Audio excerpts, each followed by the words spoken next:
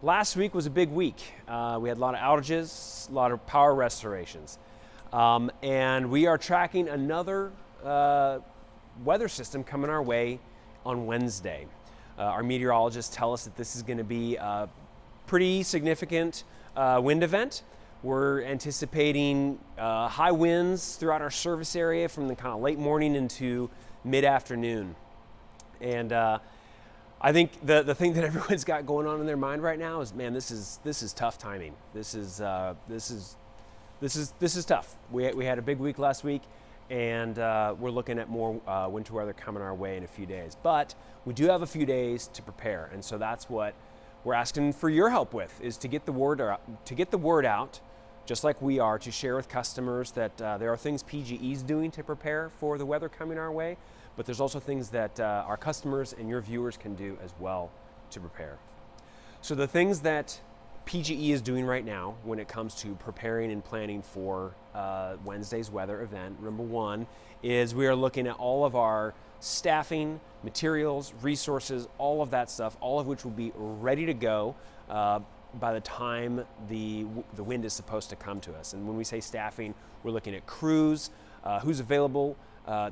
Like I said, the timing is pretty tough. We've got holiday, it's the week of the holidays. People have events, parties, dinners, all of these family gatherings that everyone's planning for. But you know what? That's something that we take into account, and we are going to work as quickly as we can to get everyone's power back on if and or when power does go out. So think about that. Supplies and materials. You know, last week we used a lot of power poles, a lot of cables, but we still have plenty of material, plenty of supplies ready to go if and when we have to use it. And so those are some of the things when you look at some of the operational plans we're doing. But also we have our meteorologists and our emergency management teams who are working right now to actively monitor the weather hour by hour. In fact, we have a meeting later this afternoon to just see how things are looking, how the models are shaping up. And then when it comes to how customers can prepare, the ways we encourage folks to be prepared, and again, because we have a couple days notice right now, there's really three things. The first thing is the outage plan. So what are you gonna do if your power goes out?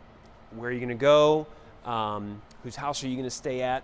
And again, I know this is probably compounded for some folks because they've got company staying with them, they've got friends and family from out of town. So all the more reason to have those outage plans, those emergency plans really thought through. And the second thing is the outage kit. So if that power goes out, do you have food, water, batteries, flashlights, things like that? We have a really big list on portlandgeneral.com. There's a lot of great resources out there, so use this time to have your outage kit ready to go. And then the third thing that we recommend is to really encourage folks to make sure their contact information is up to date with PGE, so we can reach out to you with notifications and information. So I'll pause there. That was a lot of information. What questions or follow-ups? Any areas a little more prone to having outages? Yeah, for sure. So PGE has actually a heavily forested service area. We have a lot of trees in our service area. This weather system is different than last week's. And again, my meteorologist used a lot of terms. You might need to talk to your meteorologist about it. But the difference is last week this was a frontal passage or a frontal system that was not necessarily a storm system, whereas what we're expecting on Wednesday is a storm system. And what we're expecting on Wednesday is going to impact, or is forecasted to impact the entire West Coast. It's going to work its way up California, up through Oregon and into Washington. And so when we look at potential impacts to PGE and other utilities in the area, it is across our entire service area. And we have there's an outline of our service area on our outage map, but just for reference, our service area is basically from Forest Grove in the west to Mount Hood in the east, and from the Columbia River there in Portland in the north down to Salem in the south. So it's a pretty big swath of land. It represents almost 2 million people, and so there's a lot of people that we provide power for. And for those down power lines that people see, I'm sure there's going to be cases where you guys are not aware where Yeah. these are down.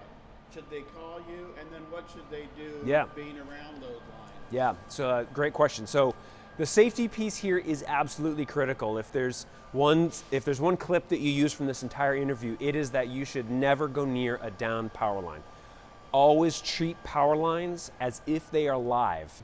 So like in the movies, you see them sparkling and sizzling. They don't have to do that to be live and to be putting out energy. So stay away, stay well away. If you don't know that it's a power line, it might be a phone line, that's okay. Pretend it's a power line, stay away. Call 911 first, let them know, and then call PGE.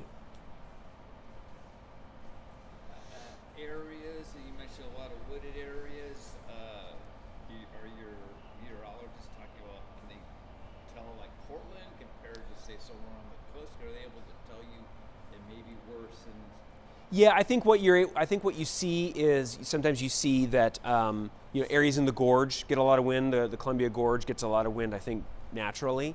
But what we're seeing with this is the wind is going to come out of the gorge in that early morning, but then it will shift coming up the coast there, and so the winds we're forecasting for kind of southerly winds coming at us. But when you look at the modeling, I was on the call with my meteorologist earlier this morning. It's just our entire service area. It's the whole thing, and it just goes right up from south to north, and it keeps on going into Washington. So, like I said, this is we're planning for this to be a potential impact system wide. And does your modeling ever predict outages? Like you're expecting maybe a 5,000, 10? It's hard. So there's a lot of historical information that our meteorologists use to help us plan. So our meteorologists are the ones who come to the operations team and say, hey, here's what we're seeing. Here's kind of the thing that we need to plan for.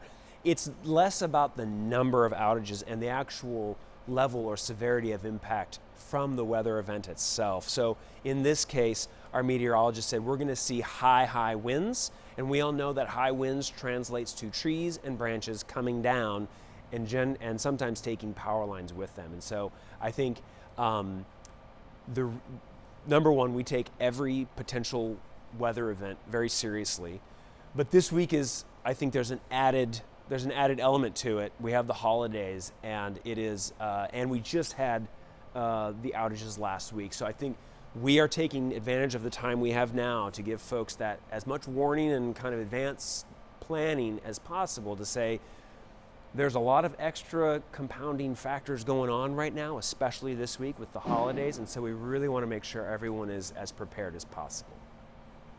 Would you say you guys are trying to take more precautions with this because of the fact that there's so much moisture in the ground right now, and then you add that wind?